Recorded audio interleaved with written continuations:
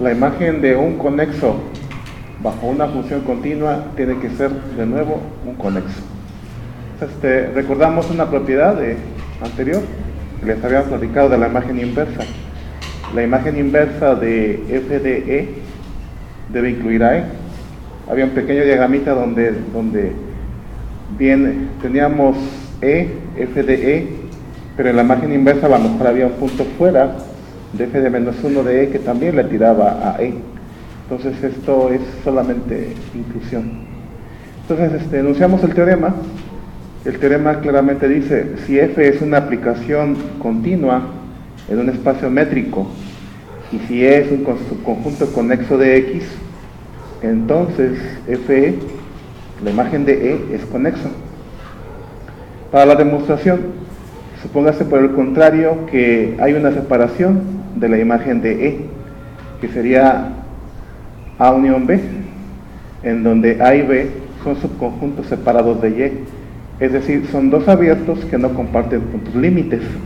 Esto se expresa como A intersección B cerradura igual al vacío y A intersección A cerradura intersección B igual al vacío.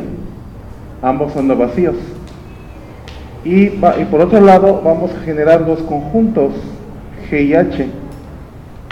Fíjense, por un lado G y H unidos forman E, sí, pero al mismo tiempo, fíjense, si A es un abierto, que de hecho lo es, por ser eje continua, la imagen inversa de un abierto es otro abierto, y es otro abierto intersecándose con E, es decir, es un abierto relativo de E, si lo considerásemos como subespacio de E en el espacio métrico X.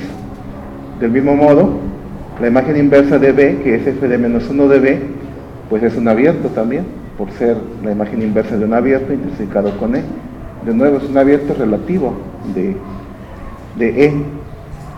Unidos forman G y H, unidos forman E. Eso lo vamos a demostrar, porque por un lado tenemos G definido como E intersección la imagen inversa de A, que está aquí, unido con H, y H es E intersección la imagen inversa de B. Entonces, aplicando la distributividad de la intersección con respecto a la unión, tendríamos que esto es igual a E intersecado con la imagen inversa de A unido con la imagen inversa de B. Pero recordamos como una propiedad de los conjuntos que las imágenes inversas, las uniones de las imágenes inversas corresponden a la imagen inversa de la unión.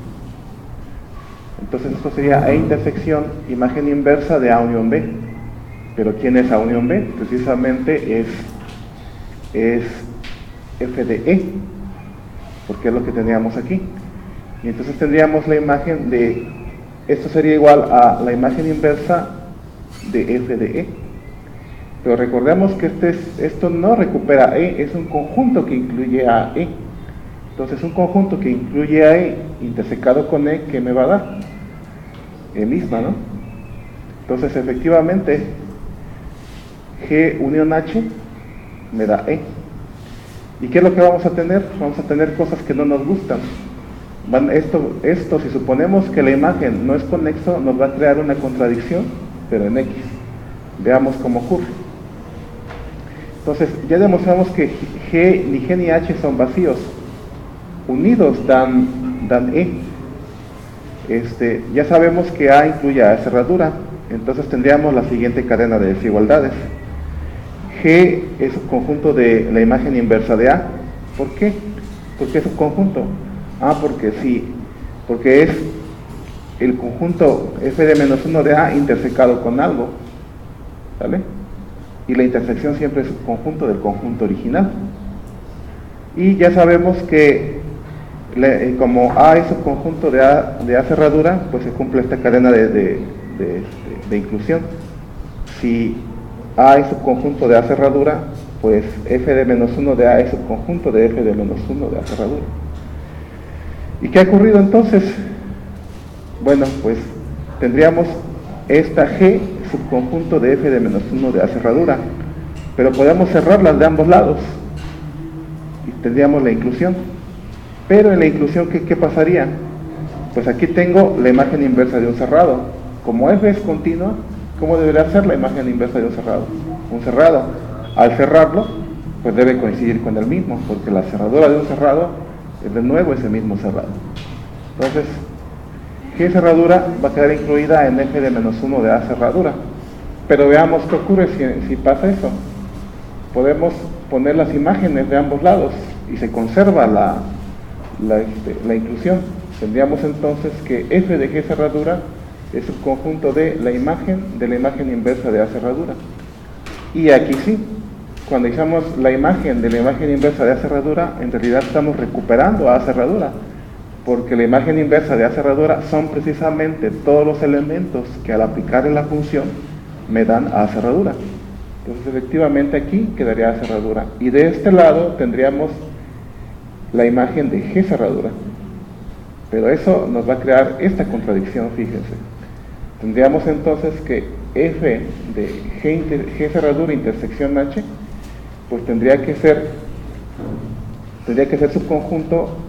Esto se vale siempre, porque es la intersección de dos conjuntos es subconjunto de la imagen de la intersección.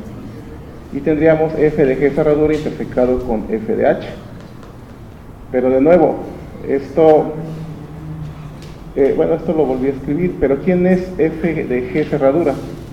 F de G cerradura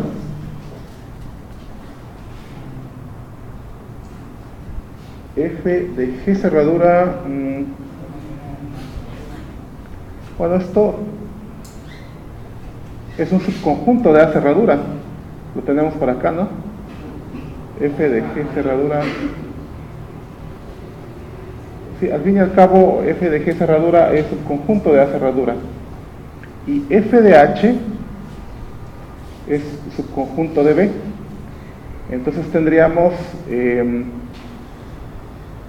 y como A cerradura intersecado con B da el vacío, pues tendríamos que hay un subconjunto que es el vacío en principio. Pero para que la imagen de algo me dé el vacío, pues es que tiene que ser el vacío. Luego entonces, G cerradura intersecado con H me da el vacío. Eso es grave, ahorita vamos a ver por qué.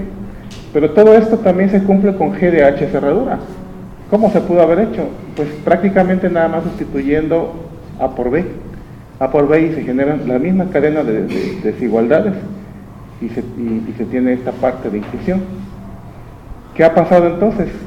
Que G y H son ajenos. Fíjense, son abiertos, son ajenos, no comparten cerraduras, es decir, los puntos límites de G no son los de H y ni los puntos límites de H son los de G. Hemos creado una separación, pero de E.